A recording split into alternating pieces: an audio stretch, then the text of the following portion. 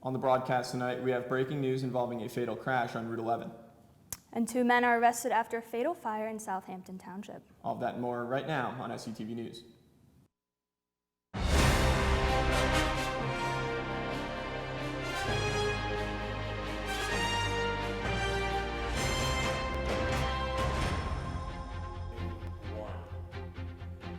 Thanks for joining us on SUTV News. I'm Patrick Ramsdale. And I'm Carson Devitt. Interim President Charles Patterson sent out an email just moments ago informing students that a fellow student was killed in a car crash on Route 11 in Shippensburg earlier this afternoon. Noah Blessing is a first-year student from Newville and was involved with a crash with a tractor-trailer around noon near Stowstown Road. President Patterson says in a statement that Noah will be greatly missed by his classmates, friends, and all that knew him. Now for an update on a story we first brought to you last month. 2 people have been arrested after the deadly fire in Southampton Township. SUTV's Carmen Chicatano has the update. 2 people have been arrested and are facing homicide charges relating to a fire near Shippensburg. The United States Marshals Fugitive Task Force arrested Cordero Burns and Larry Burns Tuesday morning. In a press release from the U.S. Marshal Service, it states that Cordero was found in Detroit, Michigan, while Larry was found in Lumberton, North Carolina. Both were arrested at 8 a.m. Tuesday by marshals and turned over to local police, pending extradition back to Pennsylvania. Both suspects are charged with homicide in connection to a fire on February 23rd that left 2 people dead in the 100 block of Neal Road in Southampton Township. Neither of the victims have been identified and the cause of death has not been released yet. Cumberland County District Attorney Sean McCormick said Tuesday that all records in this case are sealed and no other information will be released at this time. We will continue to follow its developing story. For SUTV News, I'm Carmine Chicatano. Now back over to Patrick and Carson at the desk. Communication, journalism, and media students were given one memorable night as members from each student media group came together for a very special networking event. It's just an opportunity for all of our students in the CJM department to kind of network with each other as well as get to know each other across the emphases. The event was a more formal affair. Students were encouraged to dress their best as they mingled about with alumni from the ComJourn and media department. Some of the alumni that spoke at the event included Kristen Kellum, Jason Kirsch, and Heather Thomas. As mentioned, PRSSA is hoping to bring the student media groups together for similar events in the future.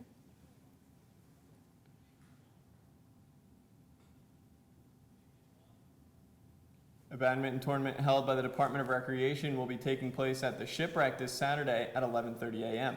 The tournament will be solo matches only with a single elimination format. Each match will be the best of 3 sets to determine who advances. 9 ship students will be competing for a tournament trophy and an intramural champion t-shirt. Registration for the event is closed Tuesday, however, feel free to come out and support your fellow Raiders.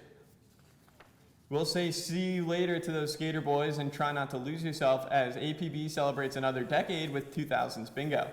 2000s Bingo is just the latest themed bingo event and will still have the great same prizes as the previous outings. Students will have the chance to win great prizes like a Nintendo Switch, self-care baskets, AirPods, and all while listening to their favorite 2000s jams. The event will take place tonight in the Cub NPR beginning at 9 p.m. If you're unable to attend 2000s Bingo, APB has another event right up their sleeve. Tomorrow, Friday, March 25th, students can go to cheer on some of their most talented peers in Ship's Got Talent. Similar to America's Got Talent and other competitions, contestants will perform their skills for a panel of judges made up of some of campus's most recognizable faces. Whoever the victor is will be walking away with $500. Second place is $310, and third place is $100, with runners-up receiving prizes as well.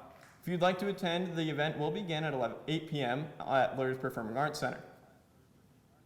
While Shippensburg campus has recently lifted the mask mandate on campus, vaccine clinics are still being held through the end of the semester. The next upcoming clinic will be held on Tuesday, March 29th from 4 p.m. to 7 p.m. at the intersection of Queen Street and Richard Avenue in the G1 lot. This clinic, as well as the one being held during the Wellness Fair in Cub 119 on April 12th, will offer Moderna vaccines only.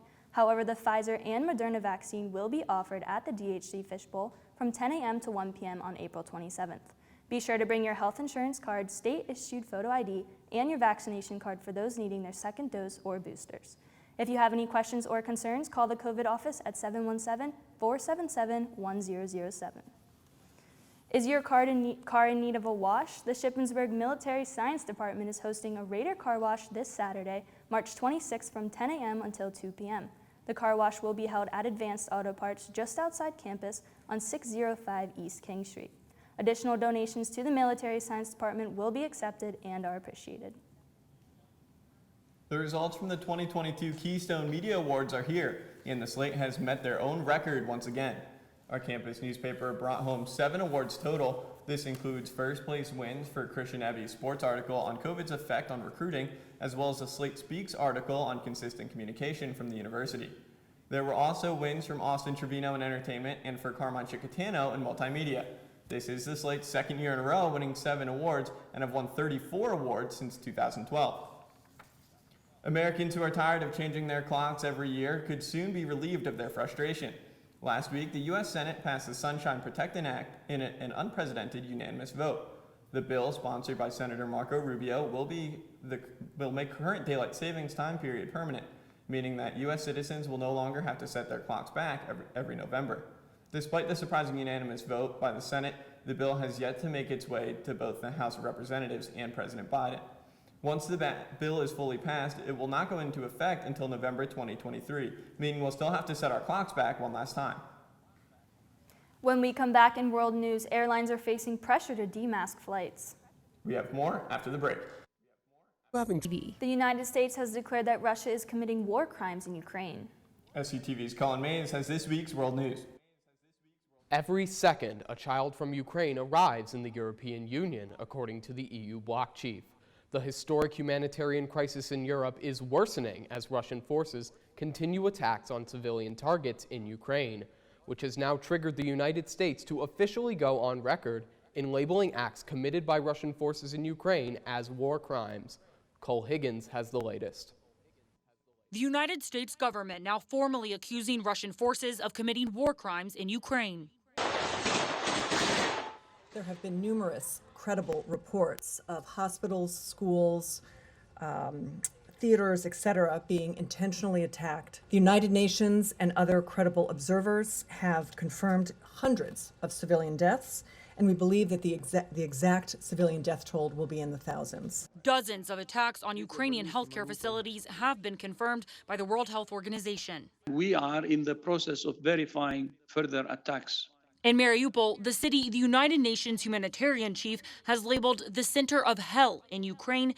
New aerial images reveal widespread destruction from relentless Russian attacks. We have reached, maybe for once in my lifetime, an appropriate level of horror of what's happening in Ukraine, and particularly what's happening in Mariupol. Amidst the destruction of a once peaceful neighborhood in Ukraine's second largest city, Kharkiv, where more than 1,100 buildings have been destroyed, a cellist plane rings through the ruins in hopes to raise awareness and funds to help restore his city. I'm Cole Higgins reporting. Pfizer and UNICEF are partnering up to fight COVID-19 around the world. Starting next month, Pfizer will supply 4 million courses of Paxlovid, that's its COVID-19 antiviral pill, to UNICEF.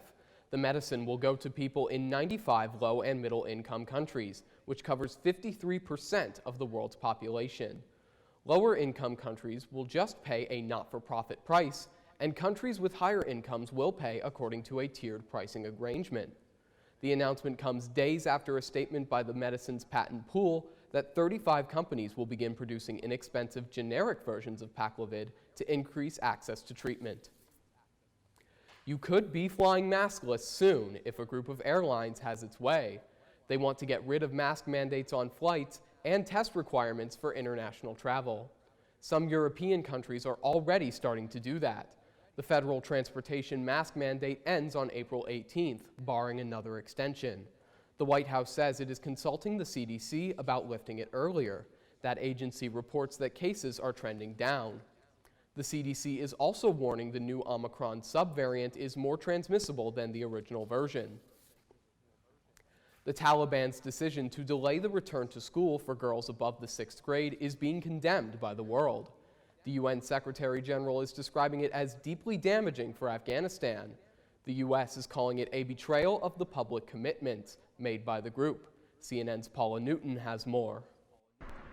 For the first time in more than 7 months, Afghan schools reopened Wednesday for a much-anticipated return. But it was a day that ended in heartbreak, tears, and anger for many. After the Taliban announced girls above 6th grade must stay home. That decision came just hours after schools had reopened, many eager female students arriving back only to find they wouldn't be let inside. Why are they playing with our future? We have rights. We are humans from this country. We want to be free. We just want to continue our education. Is it a sin that we are girls? A Taliban news agency said the delay is so uniforms can be designed according to Sharia and Afghan customs, but the decision is viewed by many as an excuse, as condemnation rings out across the globe. This is a betrayal of public commitments that the Taliban leadership made to the Afghan people and to the international community. In a tweet, Nobel laureate Malala Yousafzai says, "I had one hope for today, that Afghan girls walking to school would not be sent back home." But the Taliban did not keep their promise. They will keep finding excuses to stop girls from learning because they are afraid of educated girls and empowered women. Others also expressing dismay. This is of grave concern at a time when the country desperately needs to overcome multiple intersecting crises. No country can grow by excluding women and girls from education. I mean, the fact that we still have to say this in the 21st century. In recent months, the Taliban have repeatedly insisted they would not go back to how things were in the late 90s and early 2000s, when women and girls were banned from working or going to school. It has been 7 months since this now iconic scene of thousands stranded at the airport in Kabul, desperately trying to leave after the Taliban's takeover. Now, those left behind seeing human rights withering away, among them, the tearful schoolgirls whose hopes of an education are now shattered. Paula Newton, CNN. That's it for World News this week. I'm Cullen Mays. Now back to Carson and Patrick at the desk. When we come back in entertainment, a popular dipping sauce is making its return to McDonald's. And Netflix subscribers need to prepare their wallets. Stay with us. You know, Patrick, this past week I wasn't sure whether I should wear shorts and a t-shirt or break out the umbrella. Yeah, you know, I've been here for 4 years and I still have yet to figure out any sort of pattern in the weather here at Shippensburg. Let's go over to Michael Donegan, who has this week's weather. Despite spring's arrival, it seems like we've been experiencing a bit of a lull in temperature these past few days. And if there's one thing I've learned over the past few months, it's that weather is weird. And that weirdness will continue into this next week. But first, a cloudy evening tonight with a low of 41 and some precipitation and a thunderstorm expected.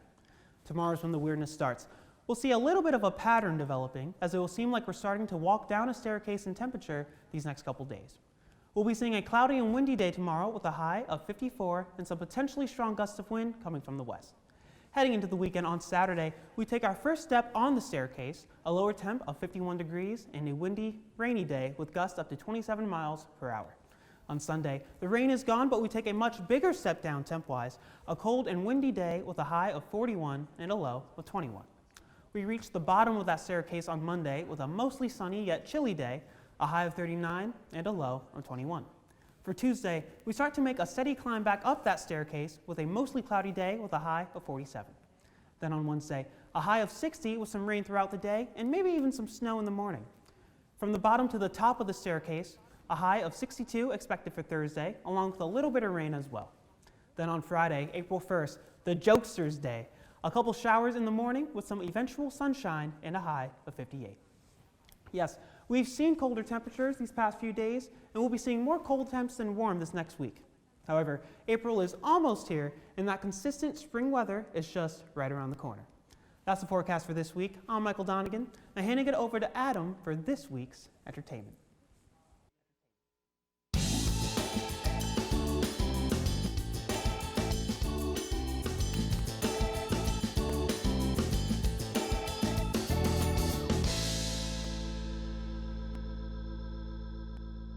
One of Hollywood's biggest power couples have now raised millions of dollars in aid for Ukraine. Actors Mila Kunis and Ashton Kutcher created the GoFundMe back on March 3rd, and since then the project has exceeded its original $30 million goal, and as of March 24th, the profits have reached over $35 million. All profits will be dispersed amongst the companies Flexport and Airbnb. Flexport will be in charge of shipping much-needed supplies to multiple refugee locations in Europe, while the Airbnb company will take care of free short-term housing for any refugees fleeing the war-torn country. Ukrainian President Volodymyr Zelensky thanked the couple in a tweet on Sunday, saying he's, quote, grateful for their support, impressed by their determination, and they inspire the world, end quote. While the stretch goal has been exceeded, the GoFundMe is still open and all donations are appreciated. A McDonald's item with an interesting legacy is once again making a comeback. The fast food chain announced on their Instagram that the Szechuan sauce would be making a return to their menu later this month. The sauce was first introduced back in 1998 as a promotional tie-in for the animated Disney film Mulan. It remained obscure for nearly 2 decades until it was brought up again in a 2017 episode of the hit Adult Swim series Rick and Morty. Since the episode aired, fans of Rick and Morty and even non-fans took to social media to tell McDonald's to bring the sauce back. McDonald's made the sauce available in very limited quantities in the fall of 2017, causing massive crowds outside the restaurants and some viral freakouts. Possibly to alleviate the crowds, McDonald's announced that the sauce would only be made available via their app. The popular McNugget sauce will return on March 31st. Grab your Proton packs and don't forget to cross those streams because there's an all-new Ghostbusters game heading to consoles. Tuesday brought the reveal trailer for the new game Ghostbusters Spirits Unleashed, presumably set after the events of the recently released Ghostbusters Afterlife. Switching things up, the game will be a co-op 4v1 style game with 4 players making up a team of new Ghostbusters and the other player taking on the role of the ghost being busted. The game will feature a host of ghostly abilities and gear, along with the ability to create your own custom characters. Along with your own custom creations, the game will see the return of Dan Aykroyd as Ray and Ernie Hudson as Winston. The game is set to release this October. Rising from the darkness, The Batman is punching his way through box office records. The Warner Brothers film, directed by Matt Reeves and starring Robert Pattinson as the Batman, has made over $300 million domestically, being the second pandemic film to do so. It's still a far way off from its successor Spider-Man No Way Home, but that could change as it seems vengeance is on the rise. The film had the largest day launch for a Warner Brothers film ever during the pandemic at $5.3 million when it released on March 4th. It is also the second biggest first-day launch for a Batman film since The Dark Knight Rises back in 2012. As of March 24th, the film has grossed a total of $606.5 million worldwide. If you haven't gotten to see Pattinson's version of the vigilante superhero, you can probably find him lurking in the shadows or at your closest multiplex. Netflix knows you share your passwords, and it's finally doing something about it. Here with a major look at the changes the streaming giant is rolling out is CNN's Jeremy Roth. Netflix is cracking down on password sharing. The streaming giant is forcing users who share a Netflix account but do not live in the same household to set up and pay for their own account or formally be added to the main account at an extra cost. They're trying to hit profitability. They're trying to generate free cash flow. Experts say the experiment is a bit of a risk as Netflix aims to show its investors that there's growth in both revenue and users. There's a delicate balancing act that they have to figure out where they keep their existing users happy and engaged. Password sharing is definitely a part of that, but it's very clear that you're getting at least $1 more per user per quarter.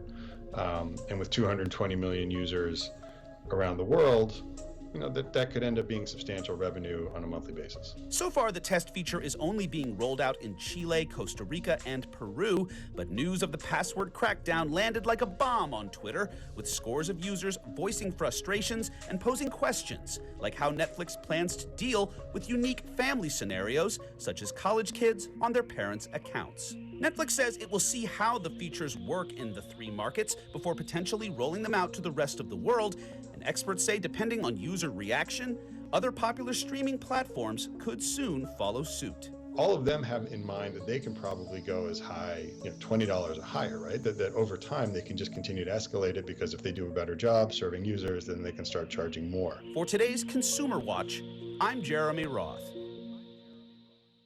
That'll do it for this week's entertainment. I'm Adam Beam. Now back to Carson and Patrick at the desk. When we come back in sports, track heads outdoor for the first time this season. We have more after the break.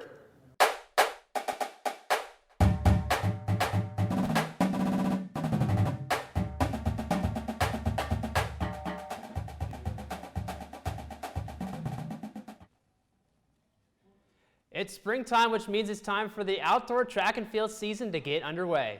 The men's team is looking for their 13th consecutive PSAC championship. Yes, they have not lost a conference championship since 2008. Leading the men's team this season will be all the regulars from the indoor season, including Drew Daly and Stephon Brown. On the women's side, they are also looking to win back-to-back conference championships, and they're being led by Leah Graybale, who's going to look for even more records to break. Both teams are meeting tomorrow in Lynchburg, Virginia. Events kick off at 3 p.m. Lacrosse was in action on Wednesday afternoon as they took on Bloomsburg. It was a close one at Robb Field as it came down to the final seconds. Let's check it out. Very little time on the clock right now, and Bloom is down by 1. They're going to rush in. They're going to fire it. There's no time left on the clock, though. Is it going to count? The refs are going to debate for a little bit, but they'll eventually count it, and we're going to be heading to overtime. In overtime now, the Huskies are on the attack, circling around the net. A little bit of selfishness right now. So cut back, going to fire it, and they're going to score. Bloomsburg's going to win 12-11. Ship's going to lose their 4th game in a row in a heartbreaker. The Raiders are going to be looking for redemption on Saturday, as well as Senior Day, as they take on Kutztown. Game starts at 1 p.m. The baseball team had 3 games against East Stroudsburg this past weekend. Here at the highlights is SUTV Sports' Adam Beam. Shippensburg took on East Stroudsburg this Saturday with 2 home games, and with both teams putting up solid fights, there were plenty of highs and lows to be found. Kicking off with Game 1, the ESU Warriors were looking to repeat their victory from Friday as they led a 2-0 lead. But the Raiders weren't going to let them have it in the 4th inning with an RBI groundout by sophomore Andrew Chronister and then another RBI single by senior Ben Werkheiser, evening up the score 2-2. The 5th inning proved to be the big push the Raiders needed with bases loaded. Chronister comes back again with a single to center field, putting the Raiders 5-2, and this would be the final score of Game 1. Moving on to Game 2, both teams were determined to keep the other from scoring. No points on the board up until the 3rd inning, with ESU earning 2 more runs. Graduate Juju Kaysen evened things up in the 5th with a 2-run double. While things were looking up for Shippensburg, a weather delay later would give ESU 2 more points, closing out the game 4-2. The Raiders will be taking on Shepherd this weekend with 1 away game on Friday and a doubleheader on Saturday beginning at 12. For SUTV Sports, I'm Adam Beam.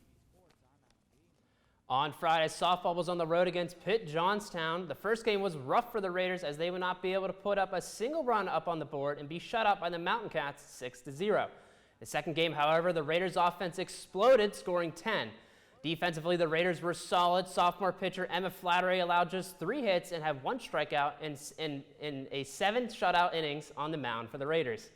Softball returns to Robb Sports Complex for the home opener on Saturday against Seton Hill. First pitch is at 2 o'clock. On Monday, the Raiders football team announced their newest assistant coach. Anthony Scott joins the coaching staff for the fall season as the team's new running back coach. Scott was the offensive line coach at UNC Pembroke last season.